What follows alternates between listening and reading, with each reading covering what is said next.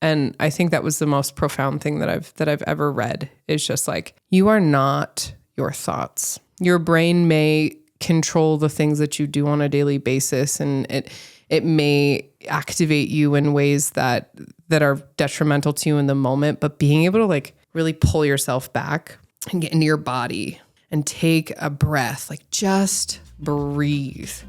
Hey guys, I'm here with my friend Kelly Fitzpatrick, and she just laid her heart on the table and bravely shared her story of experiencing a lot of trauma and the PTSD that came after that, and how she conquered that and got to the other side. And if you are a veteran especially, you have to tune in, and we both want you to know that we've got your back. Kelly Fitzpatrick. Hey, what's going on, Matt? Welcome. Feels good to be here. Just saw you last week. I know. We just met last week. So a lot of the people that come on the podcast, I've known for 10, 15, 25 years. We are like brand new friends through a mutual friend who was just on, Dave Albin. Yeah. I mean, Dave is actually brand new to me too. So Jess was actually the reason why I ended up there. Jess called me one day. She's like, I had a dream about you. You have to come to this. And I was like, so that's how you ended up out there. Yeah, just random dream. Really? Okay. She's like, I think that this would be really good for you. And I was like, yeah, cool. All right, cool. I'll do it. I have been very like, yes, energy. I've opened up my life in the last couple of months to just like every possibility that I can think of. And it comes from creating space as far as like, does this person really fit in my life? No. Okay. Yeah. Well, that's fine. I can let that go. I just broke up with my boyfriend. I actually just, my friend took my dog yesterday because she doesn't do well in the RV. And I'm moving into my RV and moving down to Texas. So it's just like one thing after another. And like being able to just like say yes and open up yourself to a world of possibilities is like horrifying and scary because most people have issues with control, you know? Yeah. So, well, it was really intriguing. So backstory. So Dave Albin, Firewalk Productions, worked for Tony Robbins. He's in the personal development space for decades. Mm-hmm. He had a very traumatic upbringing, alcoholism, AA is a huge part of his life. And he now conducts firewalks and these like big life-changing experiences for business owners. And he's teaching others now how to facilitate those. Mm-hmm. So Jess calls you, hey, you need to come out here to North Carolina right after the hurricane. Yeah. We're like right in between. We're in the middle of being surrounded by the epicenter. Yep. Yeah. And we roll into this little town in the mountains, West Jefferson. West Jefferson. Yeah. I come in a day late, right? Because Riley had football the day before. And then I think I walked in right as you were sharing your story and starting to share your story. Dave's like, yep, you got here during everybody's story, Matt. And you've got just an awesome story. A lot has gone on in your life. Yeah. And I think you have a lot to offer people. Yeah. Thank you. Like take us back, share a little bit of that. Sometimes it's hard for me to determine like where exactly I want to start with that because it's like I grew up with siblings and I'm the only extrovert in my family. I'm pretty sure that my siblings are autistic and my parents are kind of autistic. So me being like able literally? Yeah, I'm pretty sure like they've just kind of always had this like we only do things like one way or it's like it doesn't work. But I've always been like, how can I do this in like a million different ways? And they're like, they look at me funny. Even when I came home, my dad was looking at me like, firewalk, you weirdo. And I was like, I like it. I like being weird. So,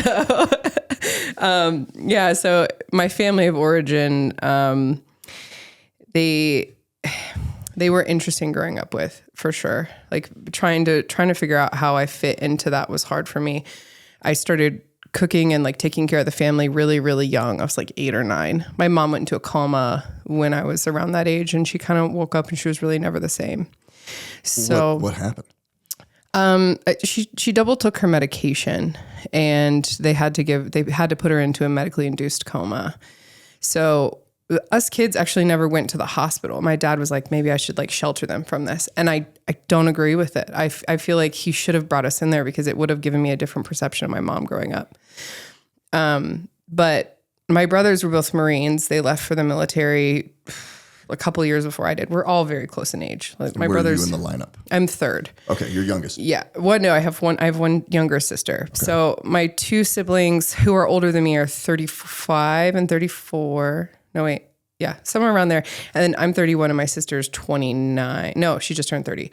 And we're all very vastly different. My brother's a Marines and my sister got her PhD in psychology. Okay. She just got it. Like she's graduating in a couple of months.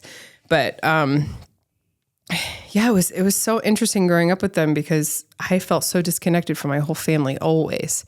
And I became an entrepreneur very young. Like, I mean, I was selling t-shirts to clubs when I was like designing t-shirts and like selling it to choir, like making like tons of money doing this. Is this like middle school? No, this is high school. High school? Yeah, this is high school. So your first gig doing that, high school? Yeah. I love the young entrepreneur stories. That's awesome. And they're always so cool too. I did the candy selling thing. And I mean, I feel like it came from Girl Scouts, right? Selling cookies. I was like Girl Scout hustler. Oh, you yeah. Hustling the Thin Mints. Oh yeah. It's like drug. You guys are drug dealers. Oh, you Girl Scouts, man. We are drug dealers. They're so good. And they're better. They're better than the Boy Scouts. Have you ever walked up to the Boy Scouts? The Boy Scouts do popcorn. Yeah, popcorn's awful. But the Girl Scouts just. I know. It's because we're cute. Yeah. Yeah. They're so cute. You know what I mean? I would go door to door and nobody could say no. You know what I mean? And then I also used to walk dogs and like shovel snow and do all that stuff. So it was like I chased money. And then when I was a senior in high school, I had 3 jobs. I was the yearbook editor in chief. And I had all these like positions where I was like always at school. I came home at like 1 a.m. most of the time. My parents never really cared where I was. And then when I turned 18, I got an apartment in Denver. $850. You'll never see it again. But like, you grew up in Denver, right? Yeah. Okay. Yeah. Like you were born and raised in what part were you? Denver. Aurora. Yeah. Okay. Born and raised in Aurora, and then so that first apartment, like, it was so awesome.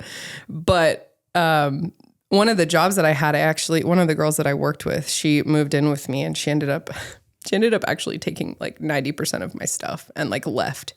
It was very strange. I got robbed at a young age. Like took your clothes? Yeah, like she took my clothes. DVDs? Seriously? She took all of this stuff from me. And then I actually got a call from my ex-boyfriend from like elementary school. And he was like, hey, do you want to join the Navy? And I was like, do I want to join the Navy? That seems interesting. Because I had gone to talk to the Air Force recruiter. Okay. You will never, ever be able to talk to the Air Force recruiter. It's not happening. Like, they're never there. Like at the career days and coming out to the schools. They always had the Army, I remember, in school. Mm-hmm. I think Marine. And the Marines were always there doing pull-ups. They're like, we want to do pull-up? You know what I mean? I'm like, I can't do a pull-up. You're crazy. That's not happening. Which is ironic because I ended up joining like the most elite of the female like MOSs, which is air crew. So it was really funny. I actually had to lose some weight to join the military, and they were like, okay, you gotta just get down to whatever. And I was like, whatever, okay, I'll do it. So I was working 2 jobs and going to school.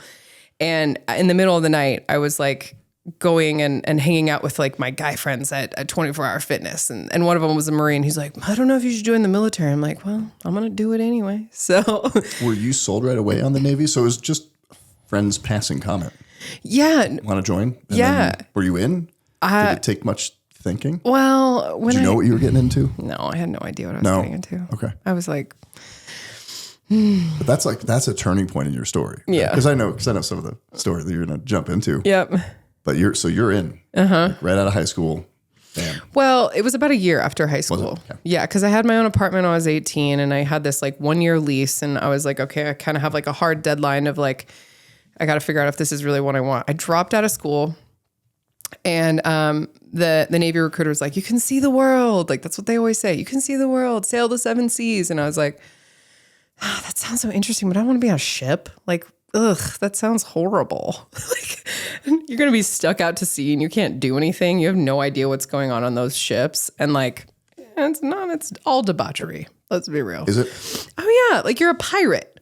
Like, being in the Navy is you are a pirate. Like, that's just like, we would fly into different countries and people would be like, you guys want to go to the strip clubs? And I'm like, oh my gosh, why is this every time? Well, you see that in the movies, right? I mean, how true is that though? You port and then a bunch of young single people. You just go cut loose and par for the course. Bars, strip club. You're not going to like the library doing like museum tours and stuff. You don't want to go like experience the world and the culture.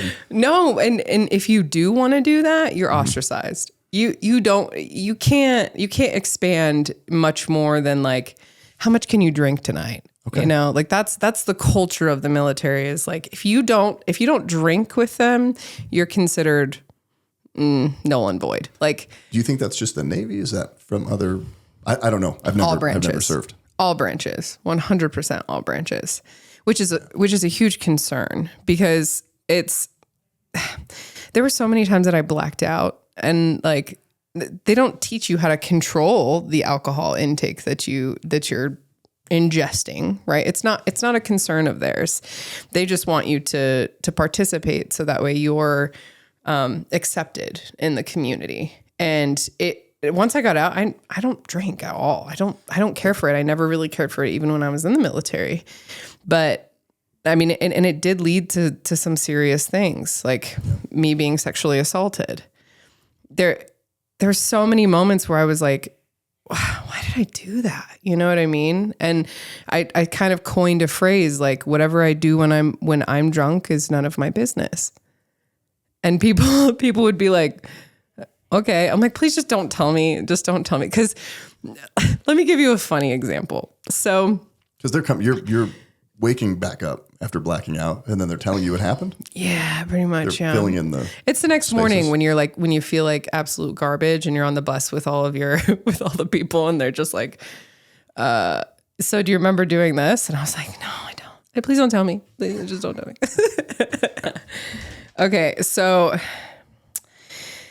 my first command, I got to VP5 after all of this like rigorous training. Join the military. I'm air crew. I go through air crew school. It's really, really like intense, like physically intense. You're running 3 miles a day. You're eating a ton of food. Like you're working out 3 or 4 times a day. Like that was just like air crew school.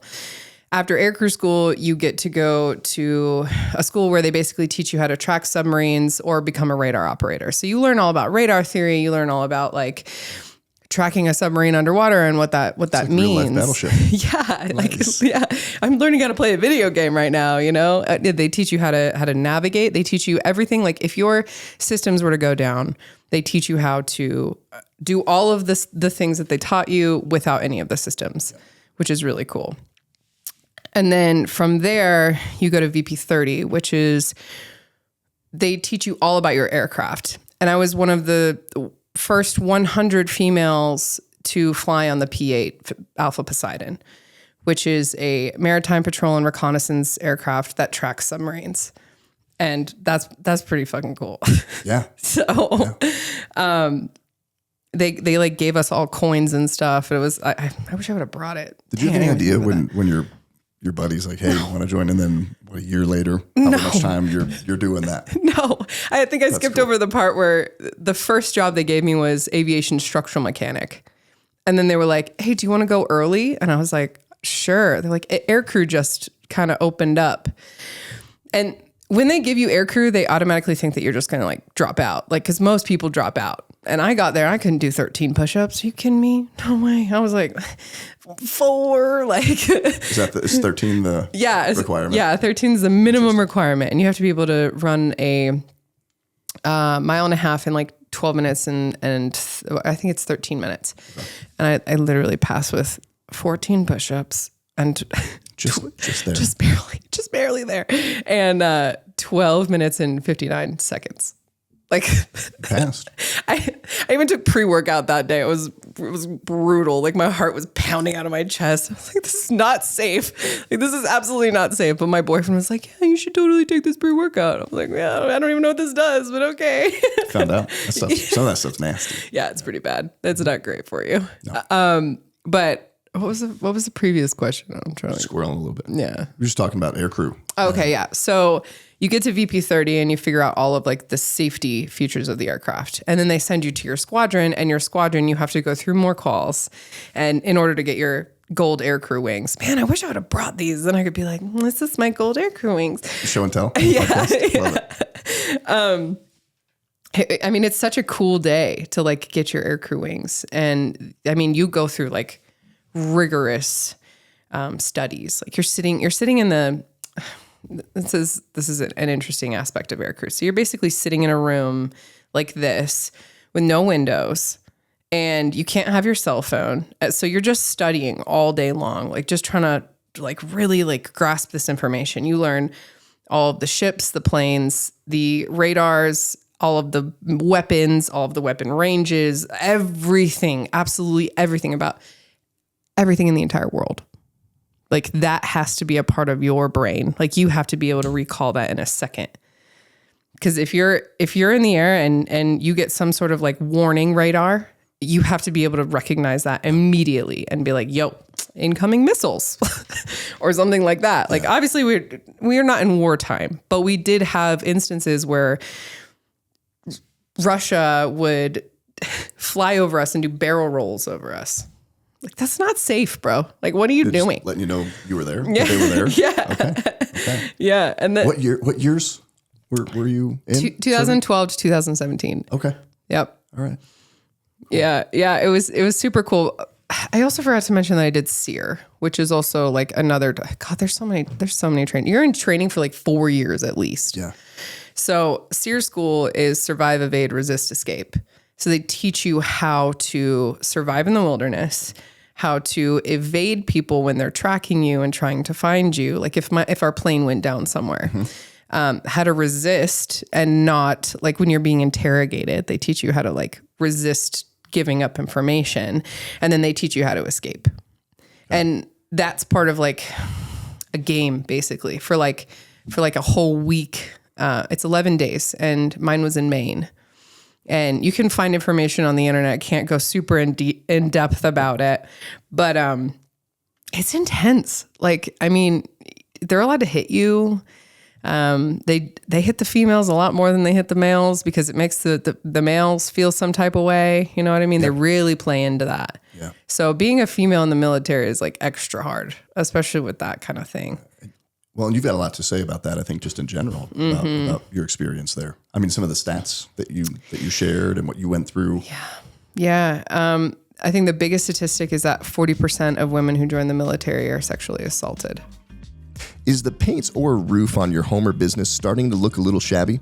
If so, reach out to one of our sponsors, M&D Painting and Roofing. M&D Painting and Roofing is a full-service residential and commercial painting and roofing contractor in Northern Colorado. And full disclosure, I'm the M in M&D. Check them out at mdepainting.com. Are you a small business trying to navigate all of the landscape of digital marketing and don't know where to go? Reach out to one of our sponsors, Imprint Digital. They are the go-to source for all things digital marketing. They are the producers of this podcast, and they run all of the marketing for all of my companies. Check them out at imprint-digital.com. Sexual harassment, sexual assault. I feel like it would be more than 40% would get harassed. No, right? it's a lot the bigger. Comments and the catcalling and all that stuff. Yeah. That's pretty much like all day, every day, to be honest with you. And you can't say anything about it. Because then if you say something about it, you're just trying to, like, it looks really bad on you. If you speak up about any of that stuff, horrible. The first time I was sexually assaulted was after aircrew school. And one of the biggest reasons. So you say first time, there's multiple times. Yeah. Jeez.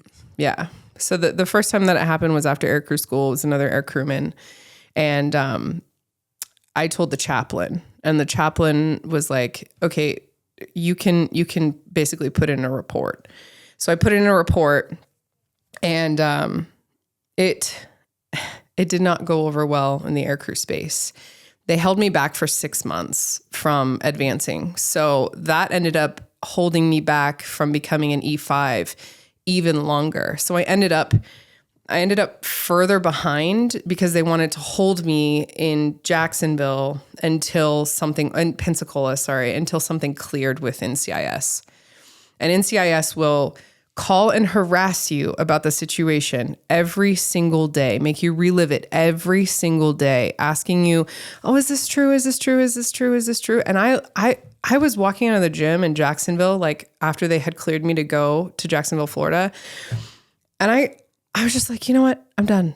Like I I can't do this anymore. This is holding me back. And it's also like not fun to relive your trauma over and over and over again and be questioned and basically told that you're a liar. You know? Is that a generally accepted part of the culture that happens and you don't say anything about it?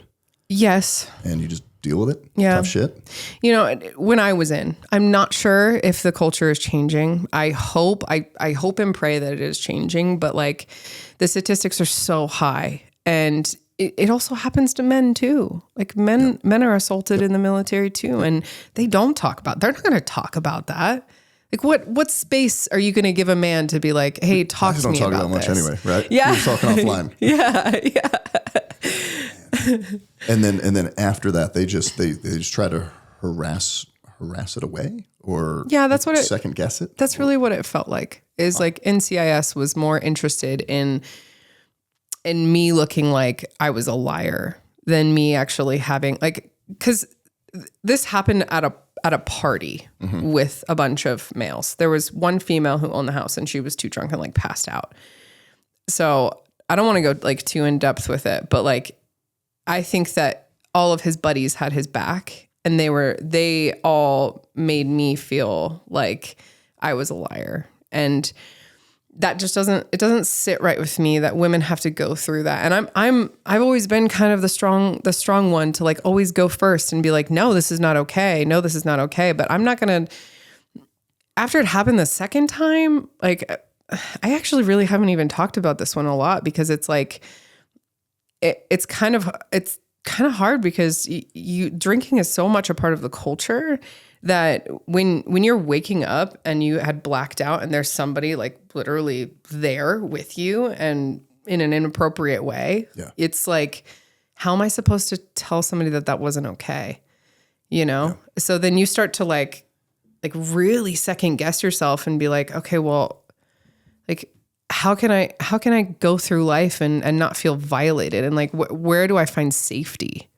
You know? So safety has been such a huge thing for me, because I mean, all of that compounded, and then me also being in a relationship with somebody who was physically abusive was not great either. And then a series of relationships with men who were just like not good human beings, and me trying to just like, wow, what am I doing? Why can I not figure this out? Why can I not be in a relationship with somebody? And then you have to kind of really intrinsically be like, oh, okay, like what role did I play in these situations?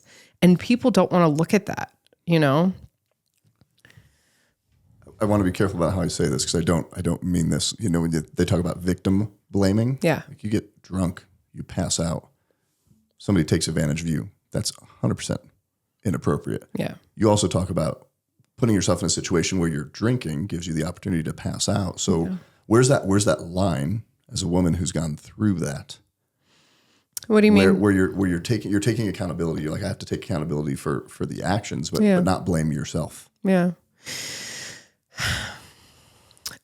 I don't blame myself for anything that has happened to me, but I can understand what parts of me have created the reality that I'd used to live in, you know? When I got out of the military and stopped working at the CIA, it was really hard for me to take a grasp of like what was real, because they put you into rooms with no windows. They put you into a space where like the outside world doesn't exist. Right? So being able to work through what's going on in your brain is like, I can't even think of a good analogy for that right now. Like it's so chaotic. Like whatever was going on in my brain after all of this stuff had happened to me, and I felt my sense of like, this is what calm feels like. I don't like calm. I don't want to be calm. Why am I experiencing this right now? You know, it sent me into a huge spiral of like, I don't want to be alive, you know? Yeah. And I think it had a lot to do with just like feeling unsupported, being told that I was lying about things that happened to me, and never having the space to truly feel my emotions. In the last couple of years, I have given myself so much space to just allow these emotions to come through me and for me to figure out how to work through those. Yeah. Did that answer your question? Yes. Yeah. Yeah. Oh, and then you mentioned you worked at the CIA. Yeah. By the way, you've got to have great stories, fun things to share about that. Yeah. We talked a little bit offline about that. How do you transition? And I want to circle back to what we just talked about. How do you transition from where you're at to CIA? Was a friend like, hey, you should work for the CIA? And then there you are. There was kind of that opportunity. Okay. When you work at the CIA, you're working contracts primarily. Like I did a lot of contract work when I got out. So my first contract was declassification analyst. So I'm looking through like boxes of papers and they want us to like figure out what we could declassify. It was the most boring job and nobody can survive off of $52,000 a year in the DC area. No way. I thought that was really strange. And then after that, I worked for my first CIA contract and some stuff happened with that. And I ended up moving to another contract. And then I finally landed on the CIA contract that I worked on. And this particular contract is like an airport. Like everybody goes through it pretty much in the intel community at some point or another. Like you make your way there and then you like leave and then go to another one. Because it's not easy for people to be on that particular program. Because it can take a mental toll on you with all of the things that you're doing. Yeah. You know what I mean? That's about as much as I can say. That's all you can say. Yeah. Nothing else can be talked about. So how long were you there? At that particular one, I was there for, let's see, like a year and 8 months or so. Okay. Almost 2 years. Yeah. And when did you get out? So out of, military, CIA, I guess back to, or return to civilian life, become a civilian? November 2020, I moved home to Colorado. Okay. And I was working at Buckley Air Force Base. Okay. At the NRO there, National Reconnaissance Office.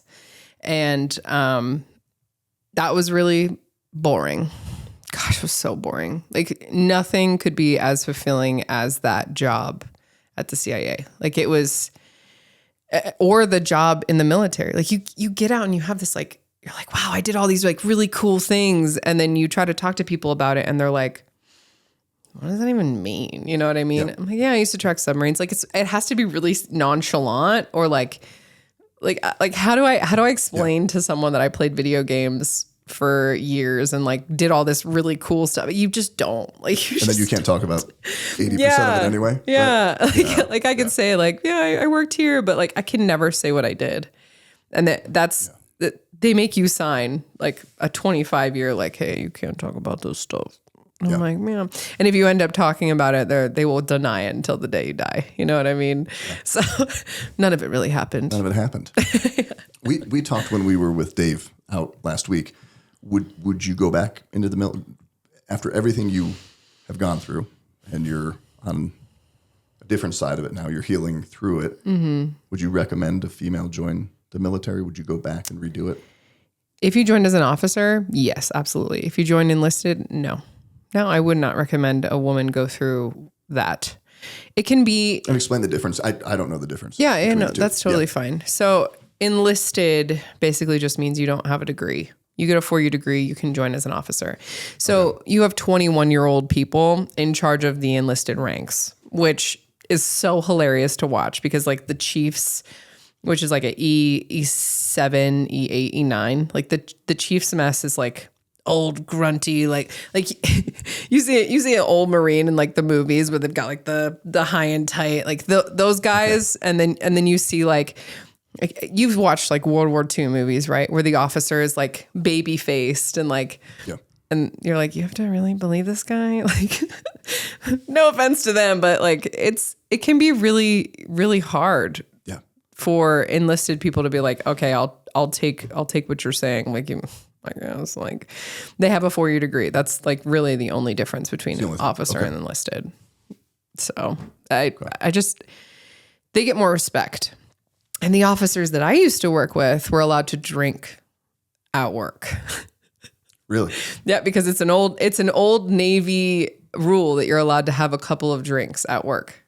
Couples. Relative, right? Yeah. Not a hard number on that. Yeah. So the first couple of years you're in the military, you're basically just a professional cleaner. Like you strip and wax floors and you take out the trash and you wash the toilets, and like that's pretty normal. And you also have to clean the wardroom out. Yep. So you go in there and you take like bags full of just like beer.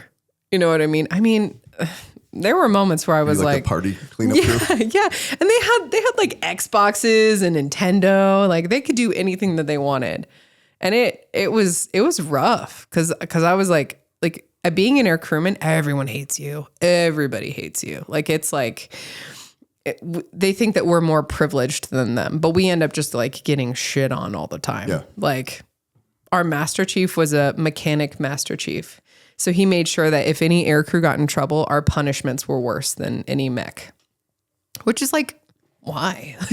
You know what I mean? Like, why do we go out of our way to do that? You know what I mean? Yeah.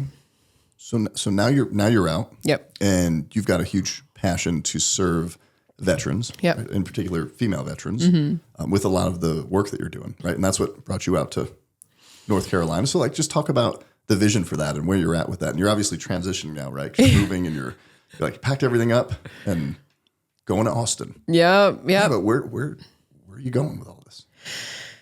My main goal is to make psychedelics, breath work, sound healing accessible to veterans, because psychedelics and sound healing and breath work essentially do the same thing in the brain.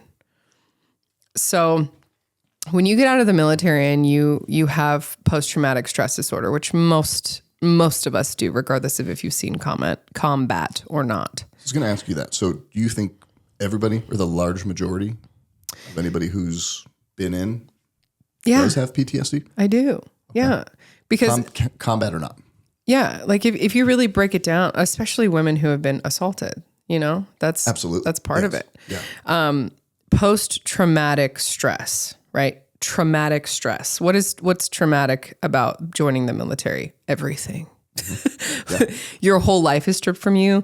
You go to boot camp, and I mean, you have to learn how to fold clothes particular ways. If you don't, you get yelled at. Like everything has like this trigger. So you're compounding that on top of that, on top of that, on top of that. And then you get to your commands, and it's like you have so much restriction on you that, and restriction for me is not fun. Like I'm not the type of person to be like, oh, I have to come back. Like we have a curfew? That sucks. You know what I mean? Like I travel all the time. Right. And that's like one thing that I love, is that I have just so much freedom, and your freedom is taken from you. So yeah, I really think that most people end up with post-traumatic stress. A lot of veterans don't speak up about what's going on internally, which is the reason why there's the 22 a day exists, right? Is they don't know that there's actually something. Their brain has been chemically altered.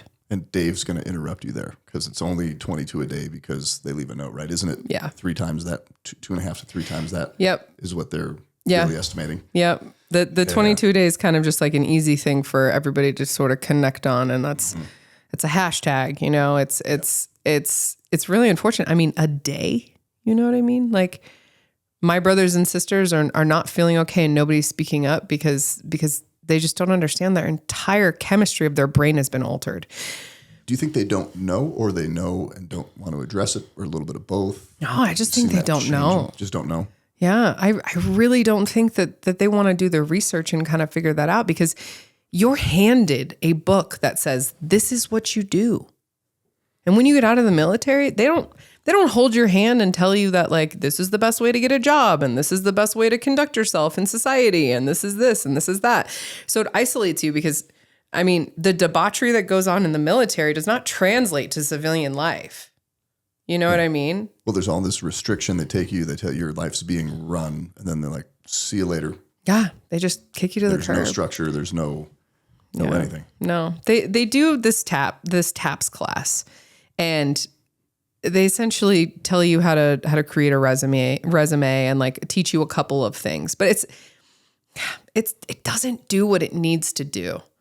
And nobody's teaching them tools on meditation or breath work or like essential things. And I think a lot of veterans kind of gear towards psychedelic therapy because it's an extreme. Like, you don't necessarily have to do psychedelic therapy. You can, like I said, you can get to the same exact place of creating new neural pathways in your brain with breath work alone. Mm-hmm. And you experienced some sort of breath work while we were in North Carolina. That was the first time I had ever done that. Yeah. Yeah. What, can I ask how that was for you? It was interesting. It was uncomfortable. Yeah. You know, I don't know you guys. We're in a house, like laying out on mattresses and blindfolded. And I could tell when people were walking by. I don't know that I got totally into it. Yeah. But I think I was in my head a lot. But I think it was initiated by like, hey, you might be in your head a little bit. So I didn't know what to expect. Yeah. Really. Yeah, and I think that's part of it, right? Is that your first time doing that? No, I've done it quite a lot. No, but like your first time doing breath work, is that a common result like what I just shared? Yeah. I don't know that it did much. I guess if I had to sum it up. I think it did a lot for you, because if you think about it, I didn't burn your feet off. Yeah. We'll get to that now. Sorry. It's okay. You now have the awareness that breath work is hard for you. Mm-hmm. Right. And that's the same thing that happens when people start to meditate. Okay. I can't sit with my thoughts. Like picture someone saying this, like, I can't sit with my thoughts because my thoughts make me feel very uncomfortable. And I don't want to think about what's going on in my brain.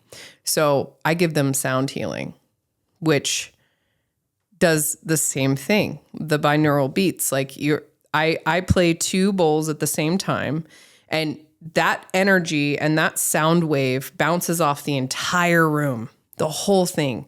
And then it gets to you. And sound healing and breath work heal your body at a cellular level.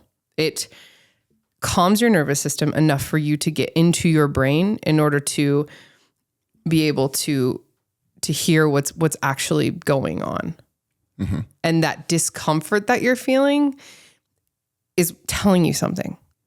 It's telling you that you need to pay attention.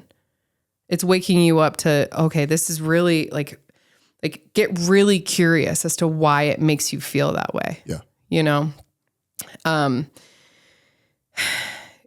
Something really amazing about psilocybin is that it actually turns off a part of your brain. I am blanking on what part of that brain. It's called, hold on, let me take a deep breath and figure this out. The default mode network.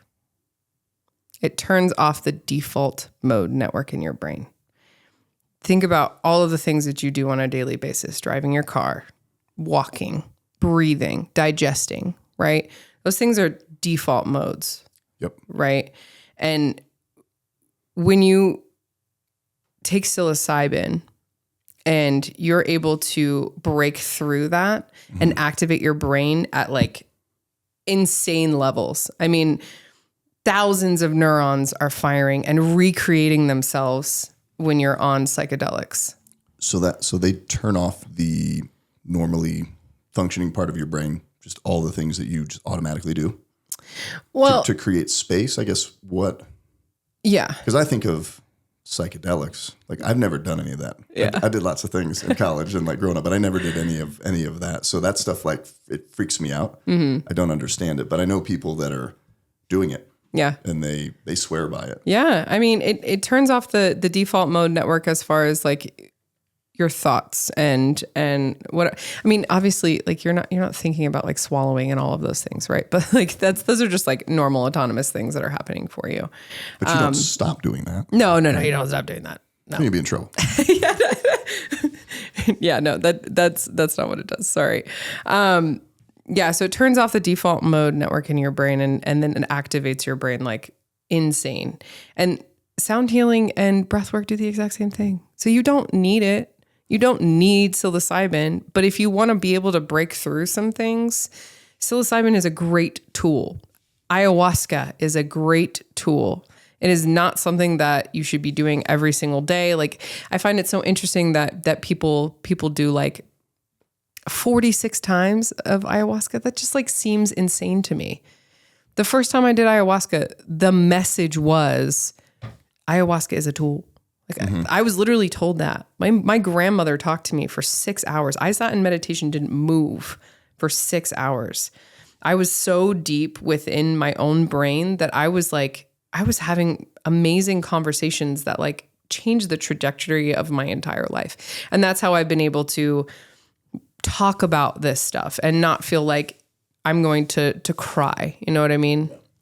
And I think the reason why I was so emotional in North Carolina is because like there's a lot of stuff compounding right now, and like me like moving and a breakup and my dog and like all this stuff that's going on, you know what I mean? And it's like, that's okay. Like you had a lot hit you at once out there. Yeah, I remember that. Yeah. But you were in a room with people that just totally loved you and in an awesome space. That was really cool to see that though. Like how impactful that was. It was. And everybody that played a part of that. Yeah, it was super impactful. And I think the second time we walked on fire was a little bit more powerful for me, because we sat around the fire that night and Dave was like telling us like, all right, let's talk through this stuff. You know what I mean? Let's everybody go around and say something that like helped you. And I literally was just like, I have had the worst time the last couple of days. My anxiety has been through the roof. And just going back to realizing that like, it's not linear. Anything in life is just not just like one line, one straight line. Like you're going to have days where it just goes up and down and up and down and up and down. And it's up to you to be able to figure out and be self-aware, like, oh, okay, I feel this way, and be able to express it to other people.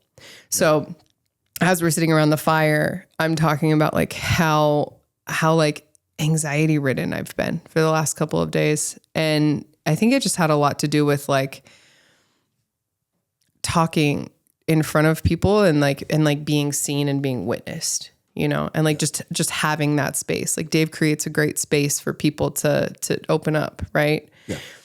And there was a moment where he was saying like, well, why don't you just like you have to be able to just like move through that stuff. And I was just thinking to myself, like, while I appreciate that sentiment, the brain for a veteran is altered. Like it really is. The amygdala is your fear response, right?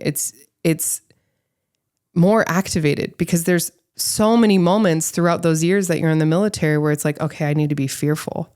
I need to be activated right now because something could happen, right? Like I'm on a plane and we're trying to find like the carrier, the strike group for Russia, right? And like I have to be on alert, you know, or we're looking for a submarine and there may be a periscope that comes up. I have to be ready with the radar buttons, like looking for this thing. So you just on so much and that's so activated that when you come out, it just doesn't turn off? Yeah. Or are you searching for things to keep it on? Or is it just always on? No. I think it's just like your brain becomes so reactive to it and it gets comfortable that your homeostasis is, I need to be alert all the time, right? Like I have to be here. I have to be here all the time. And you're trying to be in like a group of people. Man, after the pandemic, I had the worst time around people, but I forced myself to like go to all of these things, like a lot of networking events, a lot of like, I just want to meet people and like really get out there and like figure out where I fit in all of this, like just gathering puzzle pieces and really trying to figure out who I am. And people just embraced me and it really helped. Like community is like the most important aspect of all of this, of everything that I've learned about healing. Community is the most important part. And if you're not looking for a veteran community or you're not looking for people who are like you, like you're doing yourself a huge disservice, like huge. Could you do it alone? Like devil's advocating a little bit? No. It's gotta be with other people. Yeah. Yeah. That are going through it. Yeah. Gone through it. Yeah. You have to. What were the indicators for you when you came out? Because you can look back on it now and say, hey, I wasn't okay here. What were some of those things? If you're talking to a vet now and they're just getting out, they've gone through similar experiences. Yeah. How did you Self-isolation. figure it out? Self-isolation would be like the biggest one. Okay. Because you start to self-isolate, you start to have really scary thoughts. And those thoughts can be really, really dark, because the things that you can look back and say like, man, I really did that? Like, and start to really feel that like guilt, like that guilt just like weighs on you and weighs on you. And I knew that something was wrong when my esophagus stopped working.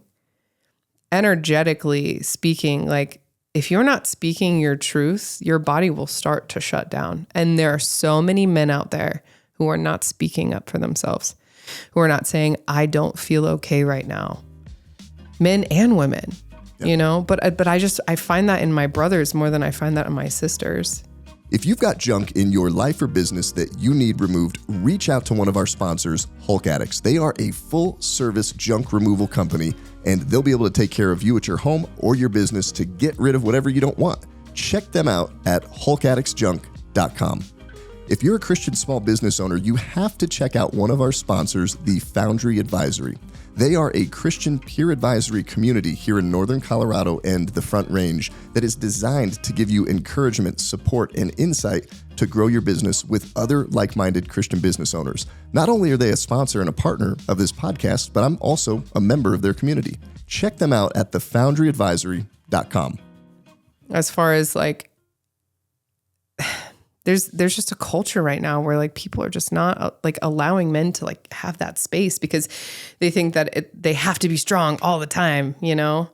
And it breaks my heart, because I'm like, you got to have space too. And yeah, all of the therapists that I have seen, they always say that that men who were veterans, they always find the best community in like that space of like being able to have that container to like show your emotions and cry and like dig really deep. Yeah. And that's what I want to bring to people, men and women alike. Like I want to be able to create that space for them so that way they can really process through these emotions. Emotion is energy in motion. And if you don't release that from your body, you are going to end up really sick. Really sick. My uncle died like 8 months after he got out. He worked on P8s. Him and I were at VP 30 together. And when he got out of the military, he got cancer. And I see it happen all the time. All the time. I just lost another friend to cancer, because you're holding that in. There's some resentment build up in your body, and you're not allowing yourself to express it, and you're not allowing yourself to be emotional, and you're not allowing yourself to really dig deep and figure out, oh, the reason why I react this way is because in childhood this happened. Like, you know, like really digging deep and figuring out what is going on inside your body. You have to express that in some way. So you talk about self-isolation. Are there any other big indicators? Somebody's tuning in, they're listening to this, and they're isolated, or maybe they're not, but they know they're not okay. They're starting to think, were there any other big things other than that? I mean, I would say depression, anxiety, those are really, really similar to, I mean, depression is worry about the past, and anxiety is worry about the future. Mm-hmm. You're not living in the present moment, which can cause a lot of problems. You're not able to be present with yourself. You're not able to say, like, take a deep breath. Like even what I did just a minute ago of like finding that answer is me slowing down as much as I possibly can, and not allowing the thoughts to like overwhelm me, or me get so much anxiety that I'm like, oh my gosh, like I feel like I'm gonna mess up. You know what I mean? Right. Yeah. And then I would say, one thing I have noticed hugely, especially with women, is not being able to like receive love, you know, and really open themselves up and tap into their feminine. And I have found that through all of the women that I've been around the last couple of years. They're all like much older than me, and they all have the same issue of being able to tap into that. Let me just receive this love from someone, you know, instead of saying, oh, I got it. I let people do things for me now. And I never used to let people do things for me, because I don't. Yes, you can. Yeah, right. That hyper independence is not good. Right. It's a trauma response to like, oh, well, what if they do it wrong? Or like, my parents said that they were going to take my dog. And I thought about it, and I was like, I don't really trust them to do that. Like, I love them, but they can't create the space that I need as far as like love goes, because they're dealing with their own stuff. Yeah. The reason why things didn't work out with my partners in the past is because they couldn't figure out how to love themselves enough to love me, you know? Yeah. And you kind of have to give people grace for that, because it's not their fault. Yeah. And that's really hard. Like, my mom was crying the other day. I'm staying with them right now before I moved down to Austin. She was crying. And I swear to you, like, my heart like burst wide open. I was like, what? Oh my gosh, my mom has like these really heavy emotions that she can't deal with, and she can't get it out of her body. And I think that's another thing. It's like being able to identify that you're having some sort of emotion and allowing it to come. Yeah. Really, truly just crying and or screaming. Like, people think it's so weird that like you get angry. No, get angry. Yeah. Get mad and figure out why. I just recently read something for my university, because I'm going to Naropa right now and getting my master's in clinical counseling, mindfulness-based transpersonal clinical counseling. The longest thing ever.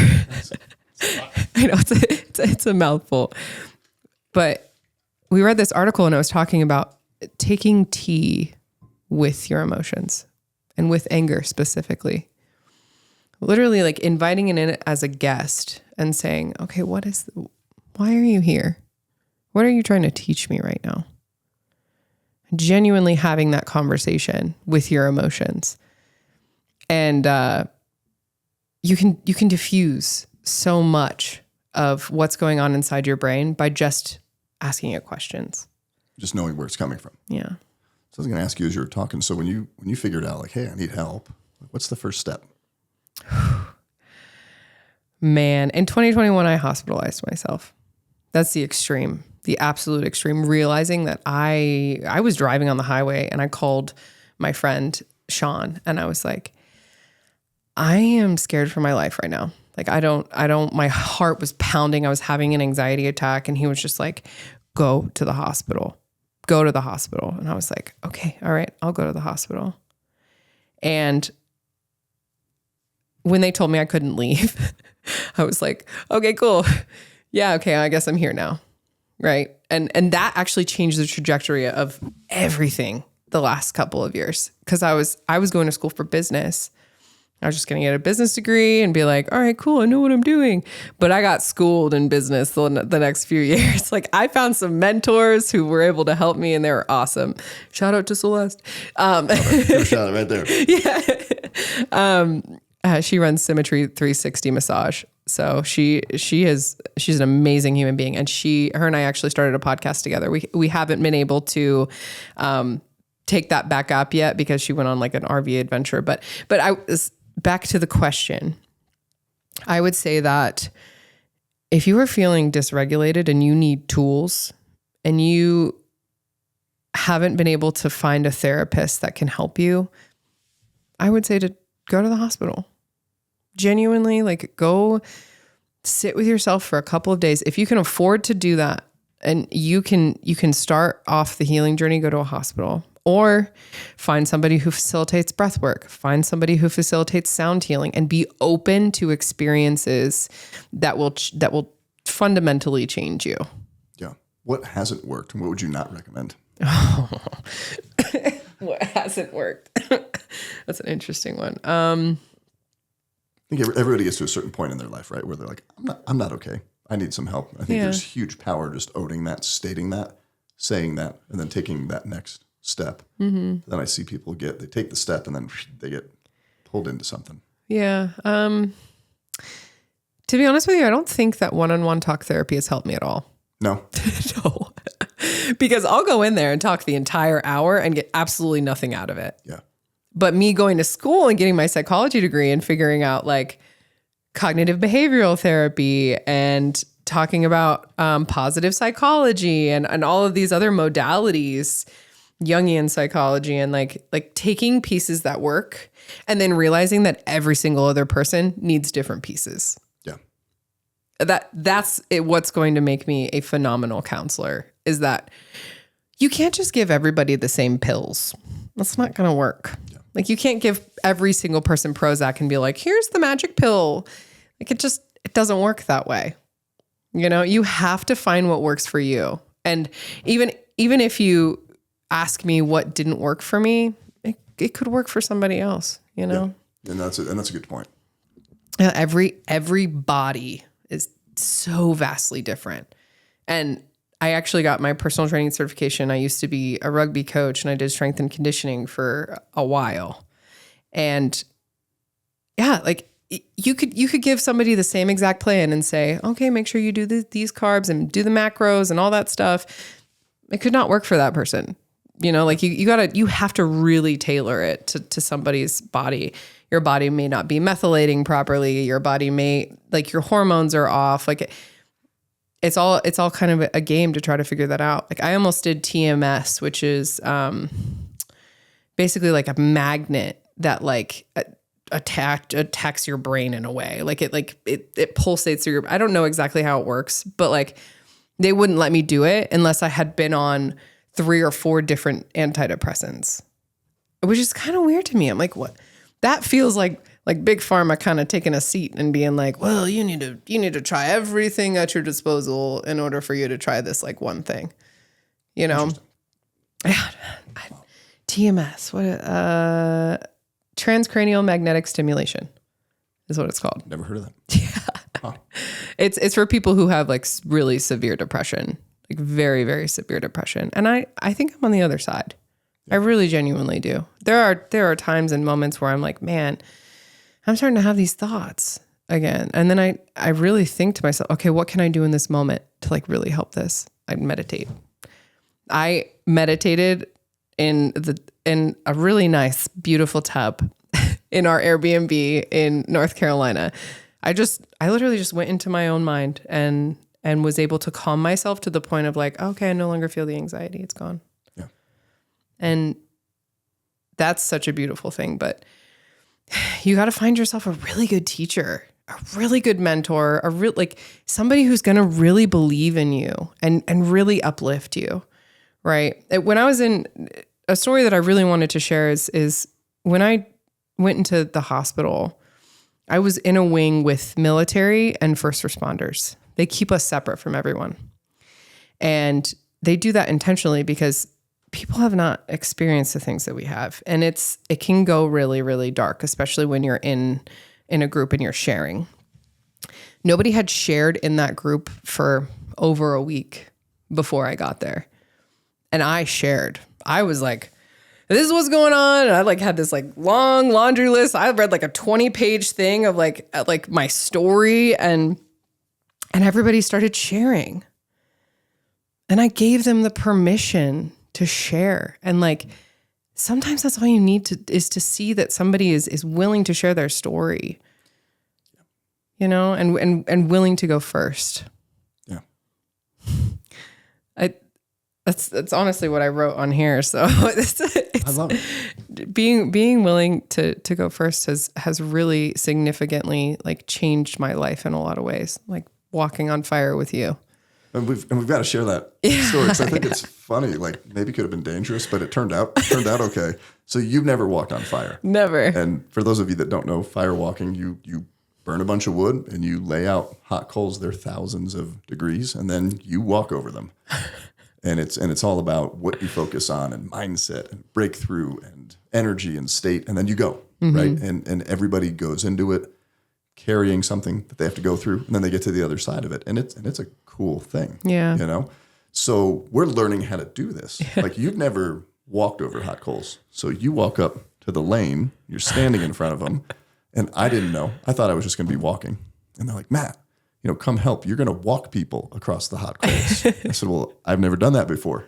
So give me the directions. Should probably know how to do that right, do that well. And they're like, well, when they're ready, Dave says, it wasn't even Dave, right? But they say, when they're ready, just tell them to go. Well, how do I know when they're going to be ready? Well, you'll just know. Okay. So who's the first victim? I'm thinking that like somebody's going to get hurt. And then you walked up and I'm like, okay, you're not ready. You're not ready. And then I just knew you were ready. And then boom. So that was my first time walking somebody. You didn't know that. No, I didn't. I thought, but I did know it was your first time walking, and it turned out great.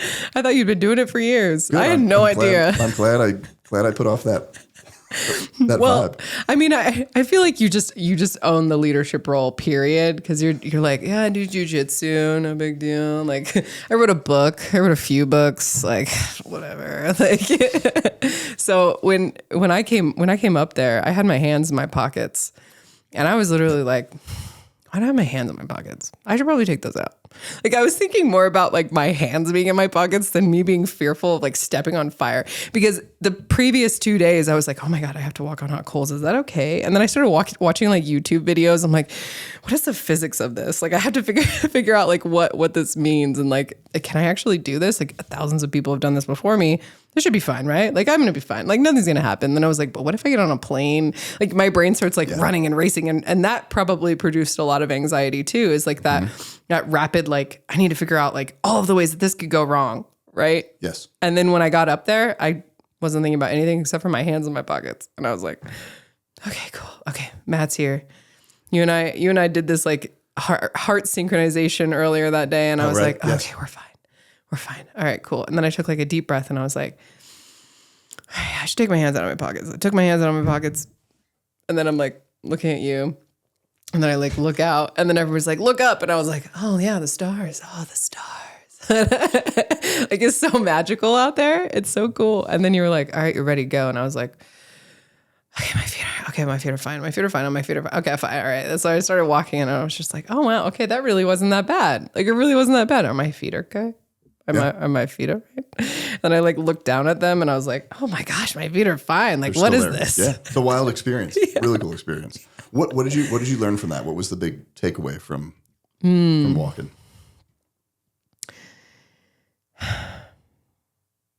If you are fearful of something, there's definitely a reason. But you don't have to go through life thinking that everything is scary. Fear is there to protect you. It's there to make sure that you're going to be okay. But in the end, like, I didn't need to be fearful of that. I needed to just push through that fear and come out the other end and realize that, like, I can always do hard things. I can do so many hard things. You can do hard things. We can do hard things. We can write books, and we can, accidentally paint babies and things, and make sure the baby gets cleaned up. But like, all of these things like kind of compounded in like that one moment as far as like, I rapidly thought it was like almost like a DMT moment, as far as like when you die, your body produces DMT and your whole life flashes in front of your eyes. Like that's part of it. And that's what DMT does, is like it shows you like what has happened. And I was just thinking to myself, like, what are these things that I have done that were so difficult that people didn't think that I would make it? And it was aircrew school. And the first time I ever became a leader was when we jumped off of a 30-foot platform into water, like in my flight suit and boots. And then you have to swim under and like get to this one line. And then I started thinking about all of the other times where like I felt kind of fearful and like what that looked like on the other side. Yeah. The pride that I really felt of like, oh, I made it through this. And I think that's where I am at today. It's like very prideful that I did these things. And like, I want to talk about it. And I want to show people that like, no matter what, you are going to end up on an amazing path in your life if you just let go of control. Control is so hard for people. And I've seen it time and time again. It's like, you just let go and let God. I never thought I'd utter those words. If you just like let go and like let universe, like God, whatever you believe in, and just like let life come to you, everything happens for a reason. Just calling me up. Hey, I had a dream about you. You know what I mean? Oh, sweet. Yeah, I'll be there. Me meeting you and me moving to Austin, and like just allowing myself to like really sit with myself and figure out what my next steps are, you know? Is there anything else you want to share that you haven't? Just for anybody that's struggling or gone through similar things to what you've gone through. I read a book a few weeks ago. I don't remember the title of it, but it essentially says, I read this on my last ayahuasca retreat. This was in like June.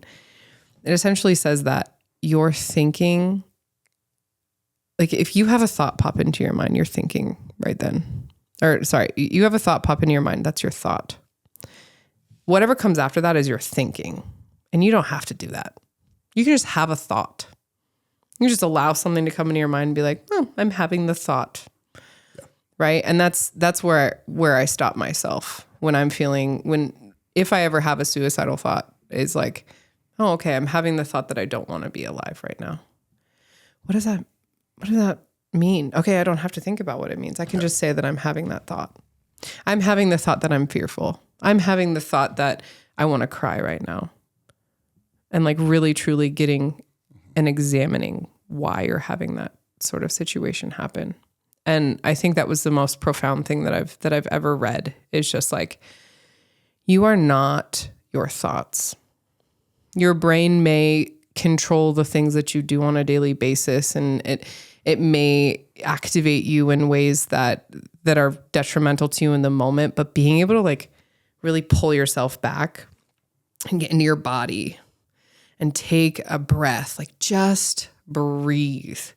Allow the energy of whatever is happening in you to release, even if you have to like shake. Like shaking is really, really therapeutic. Just like shake your body or like dance or like, dude, that's why I'm always dancing. Like you. That's right. You were dancing. Yeah. When I was on the rugby field, my coaches would always be like, yo, Kelly, why are you dancing? I'm like, I don't know. I'm just dancing. Like it feels good. It feels good to dance. You know what I mean? But that's what I would say. Is like, just, you're not your thoughts, and it's okay. Everything is going to be okay. And if you can find a group of people who can sit, the first time I ever did breath work, the girl said, I've got you. And I was crying so hard because I was like, nobody has ever said that to me. I got you. And every veteran in this space, every veteran who is struggling right now, I got you. I got you. Like, I want to see you succeed. I want to see you come on a retreat with me and go through some hard shit and work through it and really like learn the tools that you need to learn. Because nobody's coming to save you. You have to learn how to save yourself. And you have to find a community that's going to be like, yo, I got you. And that is my message to every single veteran, every single person, even counselors. Like I really want to talk to counselors too, because there's spaces between the Eastern and the Western world that we're trying to bridge the gap. And that gap, once we can bridge that and be able to bring in the Eastern and the Western and show people that these things work, we're going to be able to give people so many tools. It's going to blow their mind. And that's what I'm after. Just giving people the tools that other people are not willing to share because they don't want to educate themselves enough. Humans are lazy. Humans are pretty lazy, and people stick to like one thing that they know. But I am not that way. I am very A-type, very like, I need to research this and figure out like all this other stuff. And I'm ready to share that message with people. And I'm ready to share what I've learned. Thanks for coming and sharing it here. Yeah. Before you go, this has been awesome. Yeah, this has been really great. And I really appreciate your time. Well, we wrap up every show same way. You've got the statement you want to leave with the world when you leave it. What is it? When you have the courage to go first, you give others permission to show up for themselves in a massive way. Love it. That's a wrap. Thank you, Matt. Thank you. Hey, thanks for tuning into this week's episode. Would you make sure to please like, comment, and subscribe to the channel here? And please share this episode with somebody whose life it will make better. Are you a faith-based father and you want to have the adventure of a lifetime with your son? You have to check out the father-son hike of a lifetime on the Camino de Santiago in Spain. June of 2025, I'm going to be taking a small group of fathers and sons over to Spain. We are going to spend 6 days, hike 70 miles have some of Spain's most amazing cuisines, see some of the most beautiful places and spaces, but most importantly, spend time together bonding with our sons. If you're interested in this adventure, check out mattshoup.com. When you get to the website, click the Gentle Art of Leadership button and hover down to the Father-Son Hike of a Lifetime.